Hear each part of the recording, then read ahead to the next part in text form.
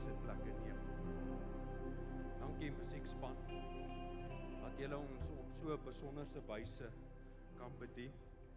Dit het vir my gevoel op 'n stadium, dat ons saam met die engele sing.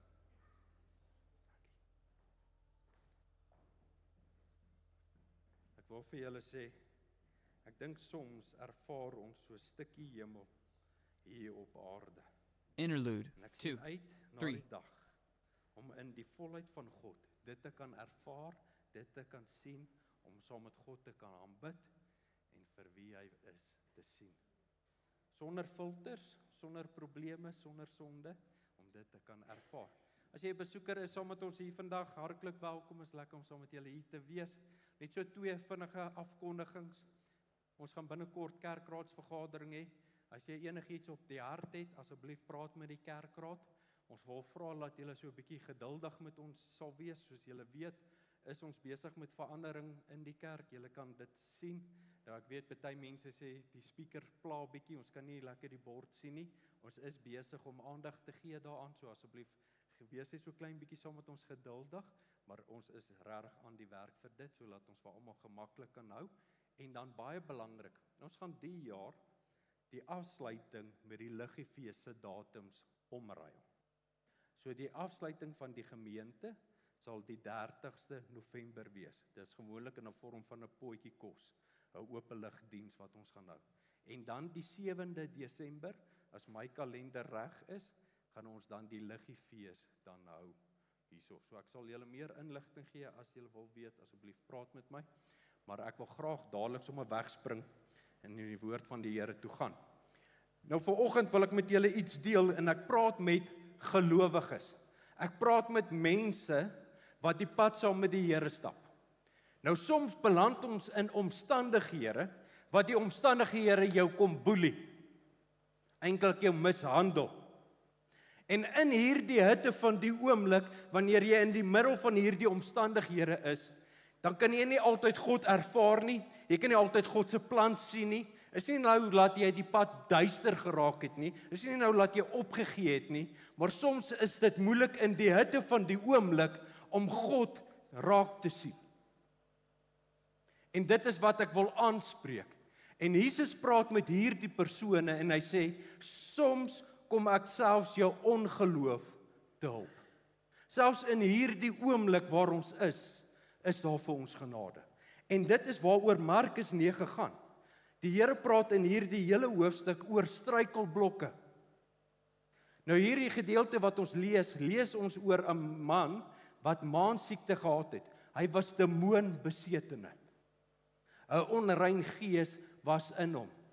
Dit het toe gebeur, dit gebeur vandag nog. As jy dit glo of nie, dit gebeur. In Markus 9 praat die Here iets en hy deel met ons 'n waarheid. Hy sê hierdie struikelblok moet jou nie terughou nie.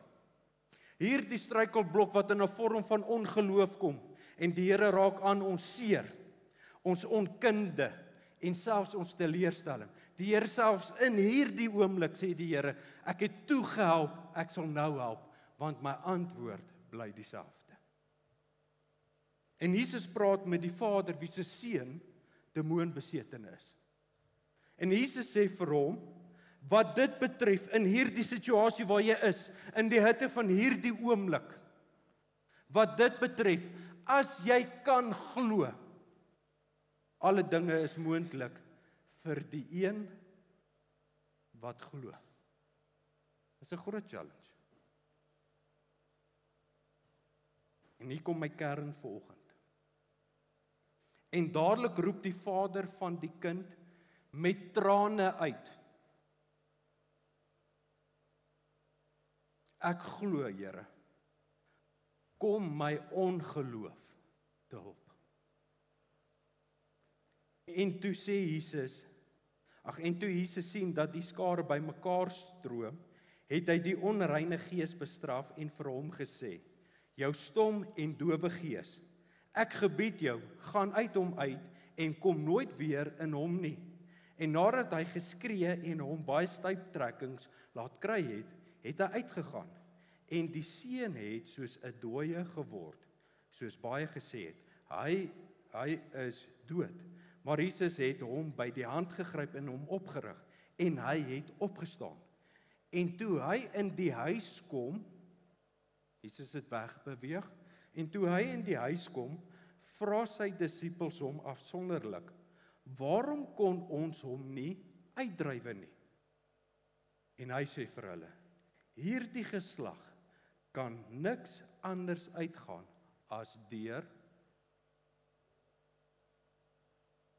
is Jesus wat hier praat. Kom ons praat gou hier, ons gaan so bietjie in diepte in hierdie gedeelte.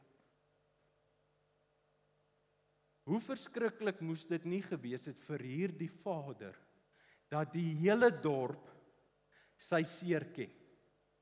Dat hierdie dorp sy seer kom goedkoop maak. En almal praat daarvan. Het jy nou gesien Steven en Carolie se seun? Wat het hy vandag aangevang? Dis niks, kyk wat het hy gister aangevang. Die woord sê, soms val hy in water, soms in vuur. Dink julle die mense se praatjies het iets aan die saak gedoen? Nul. Ek wonder wat het dit aan die vader se hart gedoen? Waarskynlik was hierdie seun die pa se trots. Waarskynlik was hierdie seun die pa se hart wat daar rondloop en almal het iets te sê. En deesdae is ons nie meer kinders van die Here nie, ons doen dit onder gebed. Here, asseblief help daai huwelik, want dit en dit gebeur. Ken julle dit? Praat ek met gewone mense of is dit net met die pastoor? Soos die streeksvergadering in die week, toe sê hulle, elke pastoor het maar 'n skroef los. Toe sê ek, ja, is so.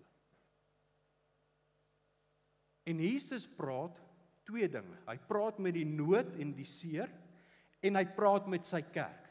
Jesus was nog altyd in die Nuwe Testament hard op die kerk en sag op sondaars. Maar ons lewe nou in 'n tyd wanneer ons sag op die kerk is en hard op sondaars is. En die Here spreek die nood aan, sodat hy die persoon wen en nie die argument nie. Is julle met my? Moet ons oorbegin. Ek wil gou met die kerk eers praat en ek fokus eintlik vanoggend op die nood. Iemand wat in hierdie hitte van die oomblik is, wat die seer het, wat rondloop en hierdie seer verneder jou. Dis wat ek eintlik wil aanspreek, maar voordat ek kan dit doen, moet ek eers die kerk aanspreek. 'n Waarheid bly die waarheid. As die waarheid verander, was dit nooit die waarheid nie. Sonde bring wonde. Loop lekker mooi in die mond. Sonde bring wonde. Kyk gou wat sê Hebreërs 5. Nou ek glo die Hebreërs skrywer was Paulus gewees, maar dit maak nie saak nie, dit is deur die leiding en die insig van die Heilige Gees wat hier skryf. En die skrywer praat met die kerk, met die bruid. Hy sê, want hoewel julle vanweë die tyd leraars behoort te wees. Hoe baie keer ons sien ons mense se seer en dan wil ons sommer raad gee, as dit my kind was of as dit in my situasie was, sou ek so en so optree. Gebeur dit met julle? En hy praat hier oor volwassenheid in Christus. Hy sê, julle moet bedienaars wees van die woord, sodat julle kan gesond maak. Die Here roep ons as kerk om vredemakers te wees. Jy kan net 'n vredemaker wees as daar konflik is. Reg? Nee. Die Here het ons geroep om nie weg te hardloop van konflik nie, maar na konflik. Die Here het nooit die disippels aangevat omdat hulle nie die demoon kon uitdryf nie. Die Here het nooit die disippels in hierdie ding weggejaag omdat hulle nie die pa kon help nie. Maar die Here sê, julle benadering was verkeerd geweest. Julle wou dit fisies doen. Maar julle kom geestelik tekort. En soms weet ons nie hoe om op te tree nie, want ons wil dit fisies doen. en ons maak geestelik skade. Ek wonder, wat het in die pa se hart gegaan, toe hy soveel vertroue in die disippels gehad het, in volgelinge van die Here, en hulle kon vir hom niks doen nie. Is vir ons 'n spieelbeeld. Die laaste ding wat ons gewoonlik doen, moet die eerste ding wees. Toe hy laaste na Jesus toe gegaan het, toe kry hy antwoord, maar die pa wou dit eers self uitwerk. Ons, as jy nie bedien nie, word jy bedien. Dis wat hier die Hebreërs skrywer sê. Hy sê, julle kan nie heeltyd bedien word nie. Kinders van die lig, vredemakers, moet dienaars van die woord wees. Is julle nog met my? Kom ek gee vir julle van wat se dienaars moes ons wees. Interessant, as jy die gedeelte gaan lees in die konteks van wat dit is, sien ons dat Jesus was aan die beweeg gewees. En Jesus het deur die dorp beweeg. En hier die Vader in sy nood, in sy toestand, besef iets. En hy sien iets raak. En hy sê, ek moet Jesus aangryp terwyl hy nog daar is. Die woord verklaar dit ook. Hy sê, soek die Here nog wanneer hy te vinde is. Want daar gaan 'n tyd kom wanneer dit te laat is. Maar hierdie pa het die werklikheid van Jesaja in sy lewe gesien. Hy het gesien hoe hierdie skrif in vervulling gekom het. Hoor wat sê Jesaja 41, vers 10 tot 13. Vir iemand wat in hierdie nood is, iemand wat in die lewe druk, iemand wat vernedering ervaar, teleurstelling ervaar, wat sê, Here, ek kan nie beweeg nie. Wat moet ek doen? Ongeloof loop rond in my kop. En dit is wat Jesus vir hierdie pa gesê het en gedeel het. Wees nie bevrees nie, want ek is met jou. Kyk nie angstig rond nie, want ek is jou God. Ek moet vir jou sê, kind van God, wanneer jy so vulnerable is, dan moet jy sensitiewe ore hê. Want soms is ek so in hierdie vulnerable state, ekskuus, ek sukkel nou met die Afrikaanse bewoording vir dit. Laat ek nou enigiets aangryp. Omdat ek so leeg is, wil ek my volmaak met enigiets. En daar was 'n skare gewees wat gepraat het. Almal hulle opinies wat die pa moes doen en nie moes doen nie. Vrae gevra het. Maar hierdie pa moes sensitiewe ore gehad het om Jesus te hoor. Om dit te hoor, wees nie bevrees nie, want ek is met jou. Kyk nie angstig rond nie, want ek is jou God. Ek versterk jou ook, help ek jou. Ook ondersteun ek jou met my reddende regterhand. Volgende gedeelte sê, vers 11. Kyk, hulle almal staan beskaam, almal sal beskaam staan en skande kom wat jou tronig is. Hulle sal word soos niks en jou teeparty sal omkom. Jy sal hulle soek, maar hulle nie vind nie. Die manne wat met jou toos, hulle sal word soos niks en soos 'n nietige ding. Die manne wat teen jou oorlog voer. Vers 13, want ek, die Here jou God, gryp jou regterhand aan. Ek wat vir jou sê, wees nie bevrees nie, ek help jou. In hierdie situasie, laat ons toe dat die omstandighede praat, of laat toe dat die woord my weer aan die beweeg sit. Die woord laat my vorentoe gaan, want my vertroue is nie in dit wat mense sê nie. Al is dit die disippels wat vir my valse hoop gee, is my vertroue in Jesus. Kom ek gaan so 'n bietjie verder, ek deel dit met julle. Matteus 7 vers 6. Hier's nou 'n moeilike ding. En hoor nou vandag van my mooi. Die Here het empatie en simpatie met iemand in hierdie posisie. Soms hou hierdie posisie jou terug, soms keer hierdie posisie om jou lewe te leef. En nou wat ek nou gaan sê, is nie ek hoop ek skiet raak in die donker nie. Ek praat met sekere mense en ek het duidelikheid oor dit. Moenie laat jou seer, jou teleurstelling en jou onkunde jou laat gevange bly nie. Die Here sê, ek het gekom soos wat Jesaja sê, dit wat teen jou opstaan sal ek doodmaak en ek het dit gedoen aan die kruis, sodat jy kan vrykom, sodat jy hoop in my kan hê. Moenie wat heilig is aan die honde gee nie. En gooi nie julle parels nie voor die varke nie. Hoekom? Lees daar, sien wat ek sê nie. Dis die Here Jesus self wat hier praat. Hierdie parels, die Here praat van seer. Al was jy ook al in die posisie. Is nie te sê dit wat jy ervaar het is dit wat ek ervaar het nie. Dit wat my terughou is nie altyd dit wat jou terughou nie. Maar die Here sê, wees versigtig met wat jy deel. Want nie almal verstaan jou seer nie. Want daar is sekere mense wat jou seer gaan goedkoop maak. Ek dink ek mis julle. Is julle nog hier?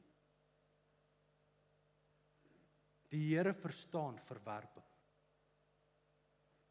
Maar soms is ek in so 'n posisie dat ek nie dit hoor of dit insien dat God met my is nie. Ek wil vir julle dit sê, is op 'n ander vlak as meer sien, kinders van die Here vir jou slegte raak gee. Al wat jy het, is die woord van God om jou staande laat bly. Ek wil net een voorbeeld gee. Kyk net na Johannes, die geliefde disipel. Het hy smooth sailing gehad tot op die einde toe? As jy 'n kind van die Here is, beteken dit nie jy is bewaar van alle onheil nie. Hy was gebrand met olie. Hy was medium rare toe hy Openbaring geskryf het. Maar hy het die guns van God gehad, sodat hy die seer agter hom kan sit. Sodat hy die mense wat in nood is, wat gou is om te praat, kon bedien. Sjoe mense, dink nou net die karakter van Christus. Hy skryf aan die kerke om hulle te motiveer, sodat die seer hulle nie terughou nie. Het Stefanus dit nie ook gedoen nie? Hulle gooi hom met klippe, omdat hy die waarheid sien in die hemel. En hy sê, vergewe hulle, want hulle weet nie wat om te doen, of hulle weet nie wat hulle doen. Klink dit nie soos die gesindheid van Christus nie? Korintiërs sê dit so mooi in Engels, hy sê, to be mind-like with Christ. Kom ek gee gou vir julle hier die voorbeeld.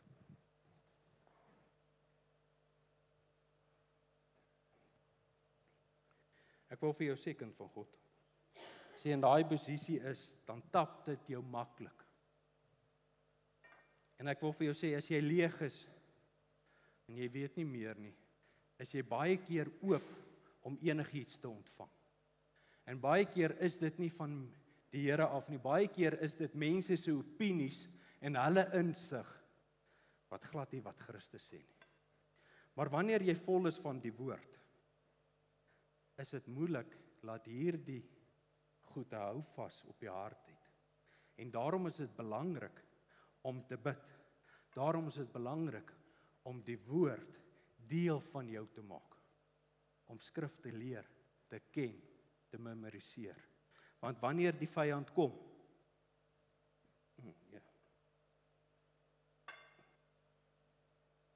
kan ek maar sê in Zastron Afrikaans, met sy twak. En hy wil sy inspuiting in jou gee. As jy eers vol is van die woord, sukkel daai goed om hou vas te kry. Maar as jy leeg is, dan het hy klaar 'n wortel. Kind van God, wandel saam met Christus, hoor wat het hy vir jou te sê. En as hy stil is, bly getrou aan hom.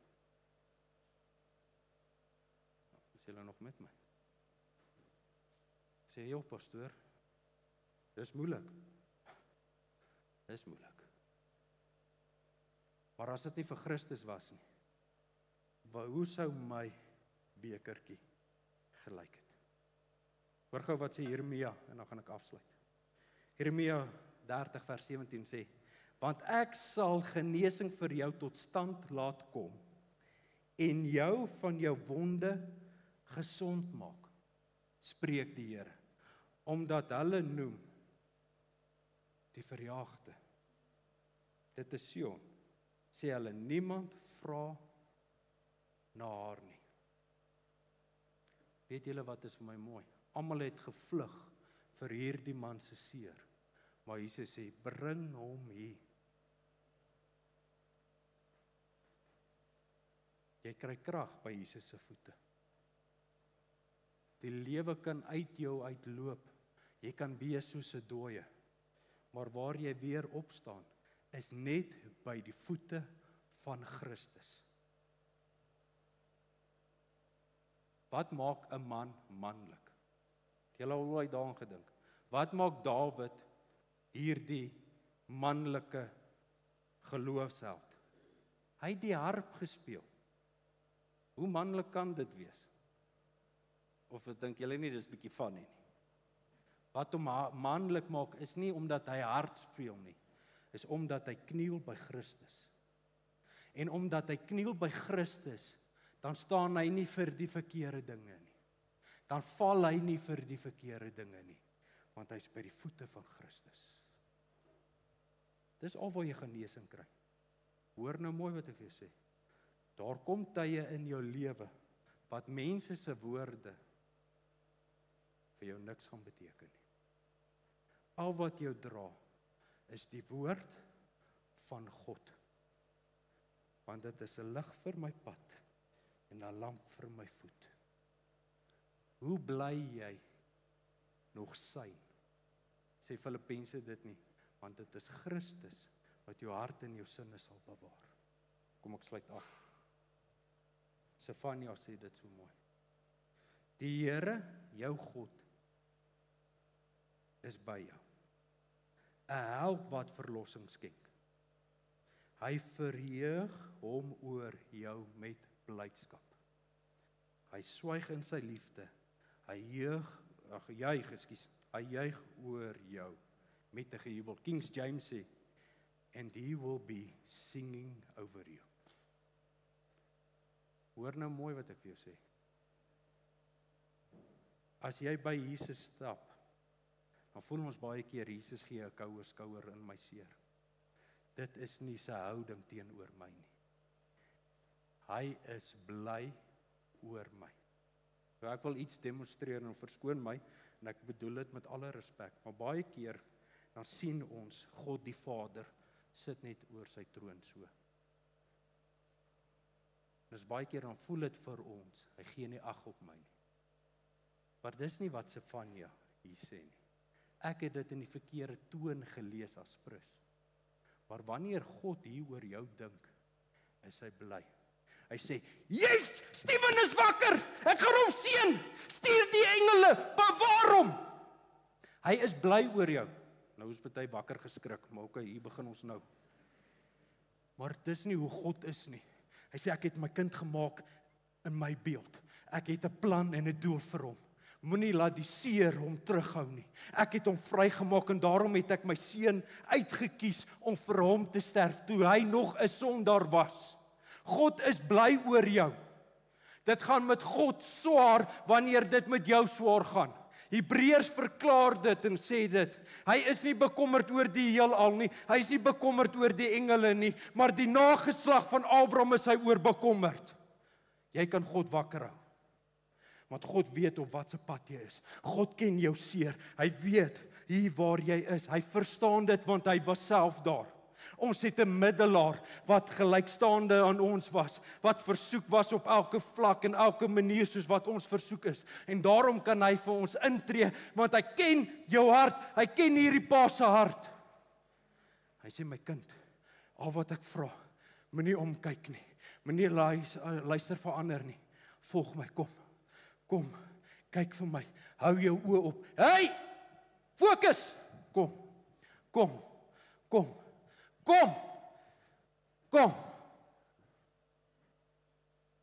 Maar baie keer dan sê ons, laat hom stak. Ek het seer. Niemand worry oor my nie. Niemand sien my raak nie. Wat gebeur? Dit raak koud. Dis nie wat God sê nie. Ek sê, ek roep na jou. Ek verlang na jou. Praat met my. Ek sien daai trane sê vir my elke woord wat jou hart voel. Praat met my. Kind van God, dis al wie jou seer verstaan en dis al wie jy jou seer mee kan vertrou.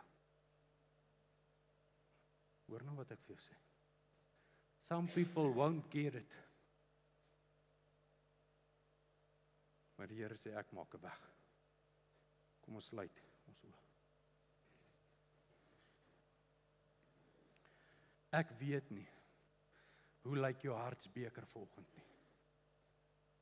Dalk het jou omstandighede jou leeg getap. Dalk is jy op 'n plek wat sê, Lot, ek kan nie meer nie. Net wanneer ek dink ek staan, dan gaan hierdie seun vir my, hierdie hart vir my, en hy val in dit en hy val in dat.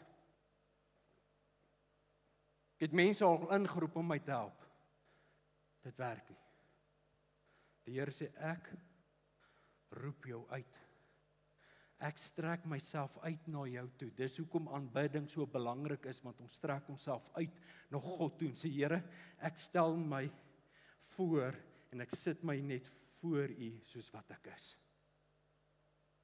Ek is oop en bloot voor U. U is die een wat die hart en die niere ons ondersoek. En ek weet, ek skiet nie in die donker nie. Die Here sê, daar is mense wat nie bedienaars kan word nie, want hulle is vasgevang in hierdie ongeloof.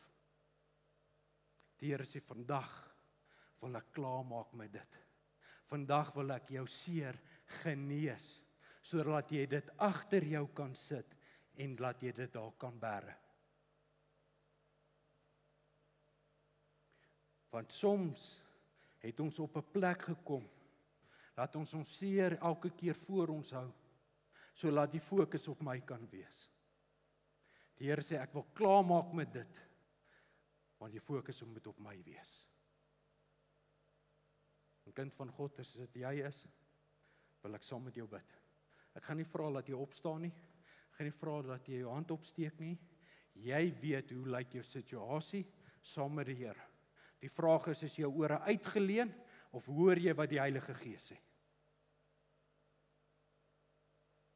Hemelse Vader, menslik kan ons nie antwoorde gee vir hierdie mense nie. Menslik kan ons hulle nie help nie. Want mense se krag en mense wysheid kan jou net so ver bring. En Here, selfs ons eie krag en ons eie vermoë laat val ons. Maar Here, help my dat U beloftes, U karakter, U woord my weer aan die beweeg sit. Laat ek die vreugde van die Here kan ervaar. Laat ek U hand kan sien, so laat U my kan oprig wanneer ek swak is. Laat U weer vir my veilige hawe gee vir my voete, so laat ek kan wandel en sê, al was ek hierdeur, was God saam met my gewees. En daar's mense wat stres en bekommerd is oor iets wat met binnekort moet gebeur. God gaan vir jou deurkom. God gaan vir jou antwoord gee. God gaan genees dit wat jy verloor het. In Jesus se naam. Dankie Here, dat U vandag weer gee. Dat U weer kom teruggee dit wat die vyand kom steel het. En ons wil op U woord staan, op U belofte staan wat sê, U gee 7 maal terug dit wat die vyand weggevat het.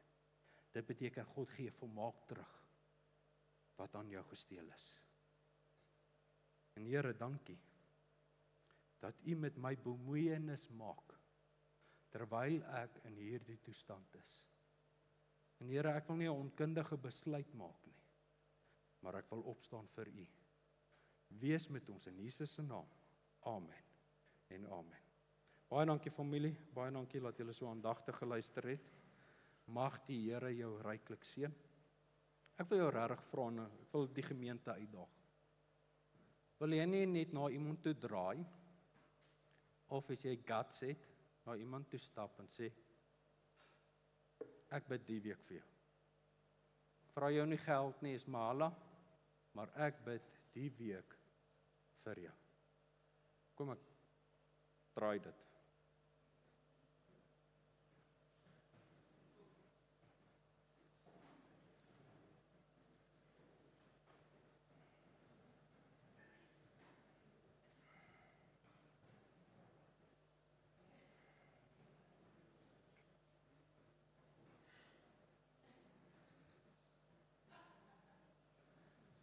Ek wil dit weer sê, 'n biddende kerk is 'n kerk wat vorentoe gaan. Kerk wat bid, is 'n kerk wat voorloop. Ek wil vir julle ook net sê, ons was hierdie week by die streeksvergadering gewees, en ek kan dit nie glo nie, maar 2027 dan moet ons weer 'n moderator kies in die uitvoerende raad en al daai goed. Maar dit is vir my lekker om dit te hoor, en dit is bevestig ook deur hoofkantoor, dat dit goed gaan met die volle evangelie kerk. Ek wil vir julle sê, is vir my lekker om te hoor, die kerk is nie besig met twak nie. As ek daarmee bedoel is, ons is nie besig om die dogma weer oor te skryf nie. Ons is nie besig om wêreldse dinge in die kerk in te bring nie. Die kerk is op 'n ernstige nood om disippelskap uit te leef.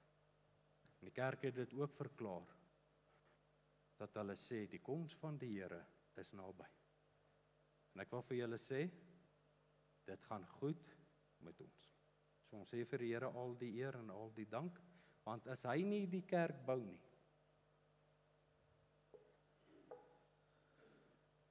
is daar moeilikheid. Ons gaan nou saai in die koninkryk van die Here. Ek het klaar die afkondigings gegee, ek gaan in die week sal ek dit ook deurgee, so asseblief, onthou hierdie 2 datums. Die gemeenteafsluiting sal wees die 30ste November. Die Liggefees sal die 7de Desember wees.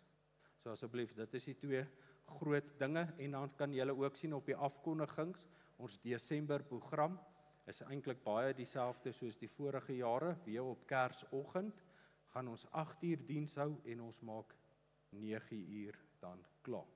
So ek gaan vra weer, dat die mense my kan help met die offergawes, die 2 jongste kerkraadlede, en ons wil vir julle sê, baie dankie vir julle gesindheid, baie dankie, laat julle gee, ek wil dit herhaaldelik sê, as dit nie vir julle mooi harte was nie, kon ons nie die werk van die Here doen nie, kon ons nie uitreik na mense in nood nie, so baie dankie vir dit, en mag die Here julle ryklik seën.